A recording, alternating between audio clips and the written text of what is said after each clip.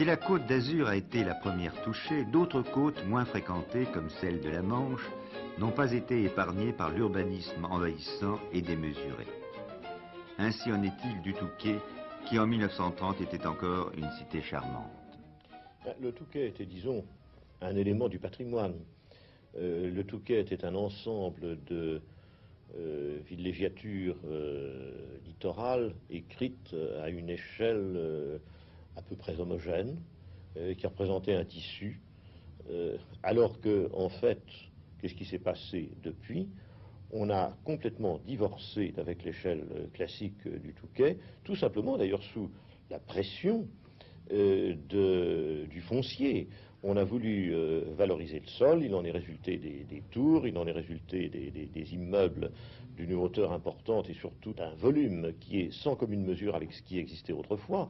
Alors, s'il y avait eu encore carrément deux Touquets, bien séparés, avec quelque chose qui aurait été, si vous voulez, au Touquet classique, ce qu'est, mettons, la Défense par rapport à Paris. Pourquoi pas? On peut très bien imaginer qu'il y ait brusquement une sorte de grand orgue qui s'impose même par son aspect sculptural. Tandis que là, en réalité, c'est lot par lot, terrain par terrain, n'est-ce pas, qu'on est venu bousculer l'image, bousculer l'échelle. En architecture, l'échelle, c'est fondamental. Et c'est fondamental en particulier au bord de la mer.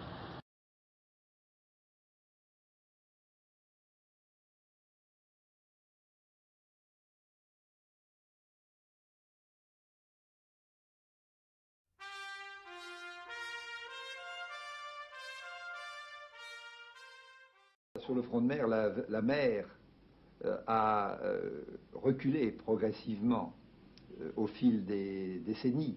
Et la guerre a fait des dégâts. Et là où il y avait 200 familles, c'était l'expression d'ailleurs du nord de la France, on a eu le souci de permettre de vivre à 2000 familles. Et là où il y avait des villas qui avaient pris la suite des chalets, on a eu le souci de créer des résidences. Oui, mais c'est quand même dramatique, là, lorsque l'on fait ce front de mer, de voir ces îles, ces buildings, ces petites maisons, ces buildings. C'est presque unique en France, et c'est dommage pour l'une des villes les plus jolies de France. Oui, il faut dire que c'est le sort de toutes les communes touristiques de France sur le littoral français. On ne peut pas maintenir un front de mer exclusivement pour quelques familles.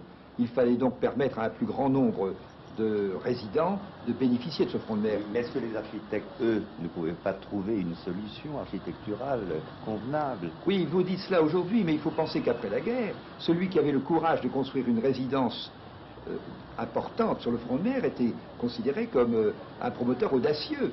C'est tout juste si on ne lui remettait pas la médaille de l'audace, parce qu'on ne croyait pas aux 4 saisons. C'est progressivement qu'on a cru aux 4 saisons et à la possibilité de rentabiliser les résidences. Et c'est à ce moment-là qu'on a voulu un plan d'occupation des sols pour maîtriser l'urbanisme.